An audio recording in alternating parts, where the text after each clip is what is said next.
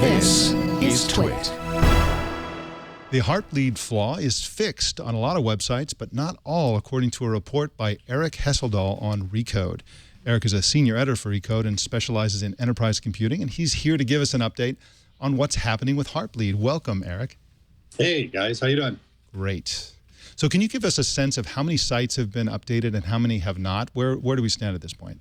So I picked this up from a blog post by the security company Sucuri. I'm probably slaughtering that pronunciation. It's S-U-C-U-R-I. And they do a lot of site security. They help a lot of WordPress sites and smaller sites with their security problems. What they did was they took the Alexa database of the top 1 million websites and basically scanned for the Heartbleed vulnerability against that list. And what they found was that the 1,000 most popular websites, starting with Google, on down through Pinterest, and on down through, basically the top 1,000 that most of us would use on a day-to-day basis, they're all okay. They've all been cleaned up and are ready to rock and roll. Once you get down into the most popular 10,000 sites, then there's only 53 that are still vulnerable. It's when you get down into the most popular 1 million that things start to get a little bit dicey, because that's when there's something in the order of about 20,000, which statistically speaking is about 2%. So still pretty good odds right now, but still enough just to give you a little bit of pause, I would say.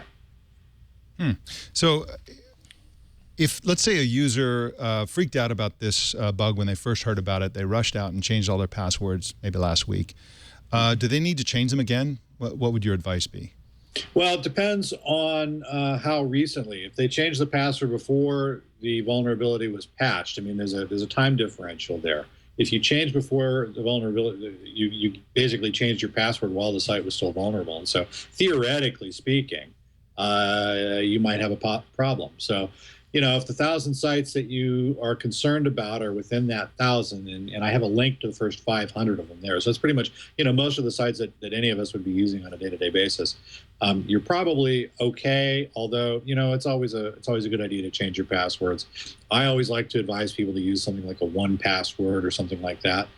Incidentally, as a side note, I got a note today. I happened to use 1Password, and they sent out a note that they were never using SSL in the first place, so their passwords have always been secure. The password key files that you store have always been secure. So, that's actually a pretty good way to store your passwords. Yeah, the topic of password managers, I think, is really important here. Because of the Heartbleed bug, you want to not only change your password when you find out that any sites you're using have had the bug fixed, but you also want to make sure that you have a unique password for every single site that you use, because that's going to lead to the worst case scenario, which is a site that is protected still being compromised because your password itself was compromised because you've reused it.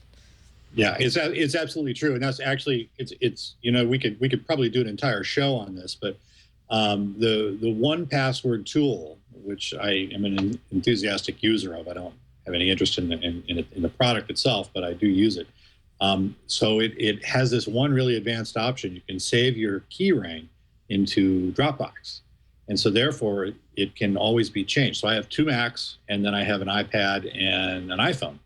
And so my keys are always, my passwords are always accessible, and they're always in sync, even if they change. If I change it, say my Gmail password on one, my Gmail password is in sync on all 3 of the other devices. And so it's a really great feature, really easy way to manage it. It makes it a lot easier to take care of that and to change your passwords whenever you want to or need to. Eric, we were reading earlier today that the Tor network may be affected because of the Heartbleed bug as well. The problem is that servers running Tor are going to be rejecting any messages trying to come through them because they have the bug. Can you tell us a little bit more about this? Do you know anything that's going on with the Tor network? Yeah, I know a little bit about this, and I've been meaning to talk to some of the people involved. Here's what I know, and you can read these articles as well as anybody else can. The Heartbleed bug, you have to remember how this works, is that it allows an attacker to get in there and grab active data that's currently stored in active memory. So if someone has just entered their username and password to get into an account or something like that, an attacker can go in and scoop out whatever's randomly sitting there in memory, save it, it's unencrypted, and work with it later. and mine whatever data is in there. You can do that repeatedly. You can get an awful lot of data. So what it turns out is that a lot of the servers that are used to protect traffic on the Tor network were vulnerable. They were running older versions of OpenSSL and were therefore vulnerable to the Heartbleed bug. Now, keep in mind that the NSA, the National Security Agency, has been looking for a way in to Tor for quite a while. And they are alleged, and through some reporting done last week, to have let this Heartbleed bug percolate, as it were. And so I'm basically kind of putting a couple of different things together. Perhaps this was one of the reasons that maybe the NSA didn't disclose that it knew about this bug after it audited the OpenSSL code, as it is alleged to have done, although it has denied that. So you can kind of start putting a couple of things together here. I'm just kind of wondering out loud as I talk to you about it. But so what has happened on the Tor network since is that about 20% of the servers that have been used to kind of obfuscate the traffic, and I'm not going to get into the details of how Tor works, you can look that up, have been taken offline until they can be basically kicked out of the network until they've been updated for new OpenSSL and no longer vulnerable to Heartbleed. Now, Eric, just to get back to your Dropbox trick, is that risky? What if your Dropbox account is compromised? Dropbox generally is pretty strong.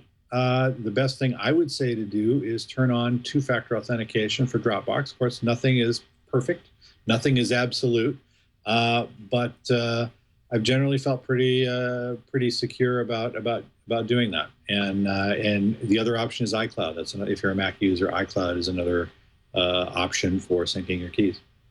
And one final quick question. You seem to indicate, if I read you correctly, that there are some attackers who could be using Heartbleed scanning sites, the ones designed to inform users which sites are secure and which aren't, that they're using these sites to look for unpatched servers to attack. Is that what you are reading in all that?